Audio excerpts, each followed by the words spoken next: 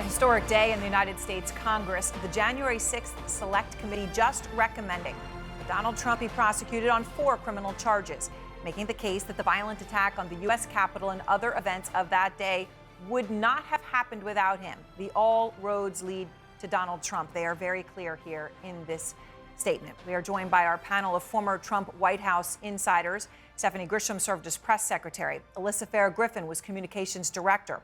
Olivia Troy was an advisor to Vice President Pence. And Sarah Matthews was deputy press secretary and a key witness in the January 6th investigation.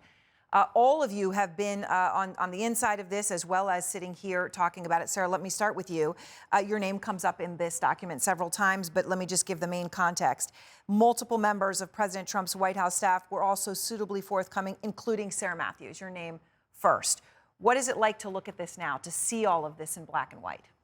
It's definitely a full circle moment. I mean, I resigned on the evening of January 6th. I was disturbed by the events of that day and Trump's decision to not call off the mob. And now seeing the whole investigation that the January 6th committee has conducted, it's even worse than I thought when I resigned that evening. And so now to be at this place, I never thought that I would be a witness testifying against my former boss, but definitely very surreal. Alyssa, looking through this, we also look in here, they talk about lawyers who were representing, maybe you all, but others like you who were testifying, who were saying, say you don't recall when you do recall, and saying, oh, we'll give you a really good job.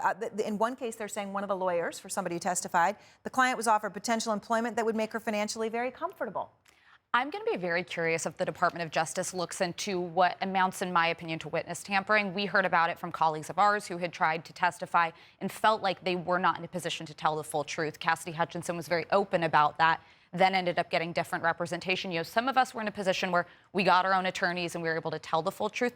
But that's an undertold part of that story, is how much more people would be willing to share if they didn't feel intimidated and like they didn't have the proper representation. Yeah, I mean, Stephanie, it's incredible. You look at some of this again in black and white. Someone was about to be deposed in front of the committee. They get a call. A person wants to let me know you have your deposition. He wants me to let you know he's thinking about you. He knows you're a team player, you're loyal, and you're going to do the right thing.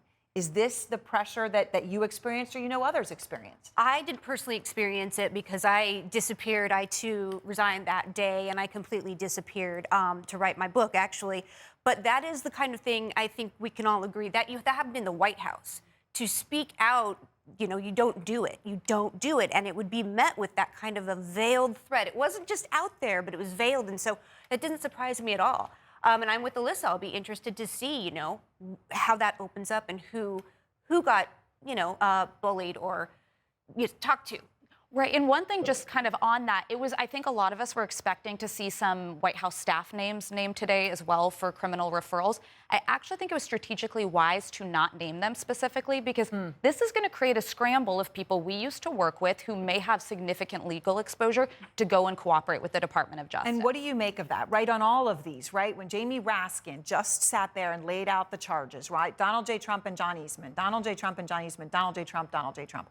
And all of them included and others. Well, I think twofold. I think that's correct. I think hopefully this kind of gives people a little bit more courage to come forward and say, look, this is what's happening. This is coming my way if I don't continue to cooperate.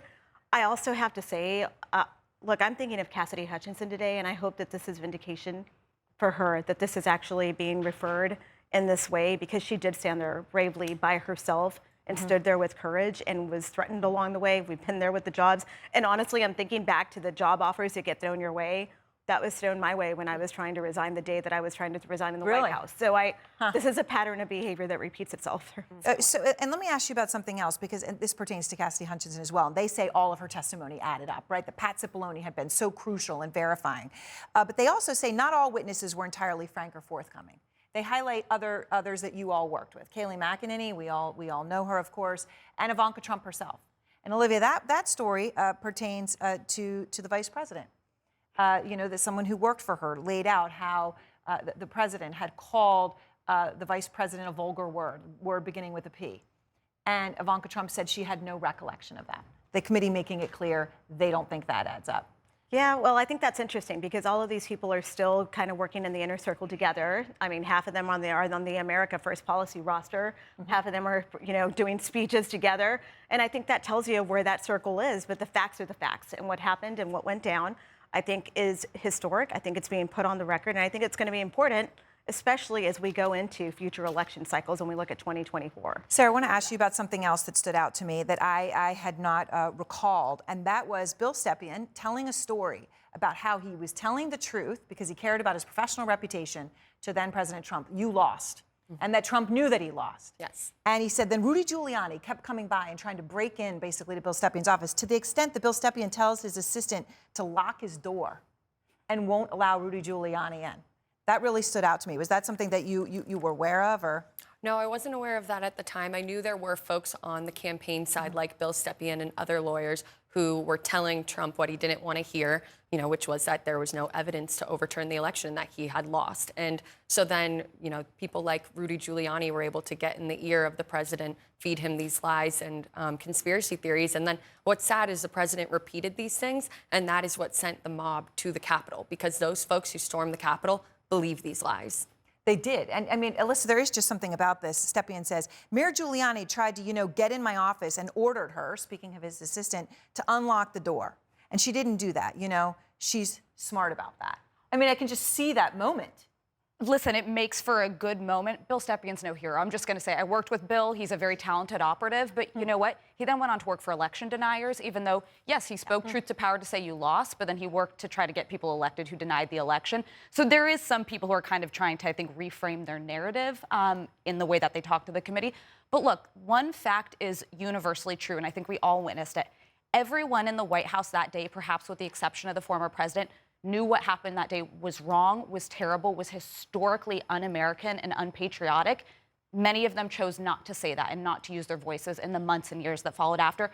I'm so grateful for those who did, though. Do you see some trying to rewrite history or have it both ways as well? Well, sure, but I've been accused of that as well, so I'm not going to go there. But I will say, just to piggyback off Alyssa, I think it was interesting. I don't recall, so I don't know if it was new today or not, but I'm glad they put it in there. The fact that Hope Hicks said prior to the insurrection that she was trying to say, put something out, tell them that they're going to come peacefully.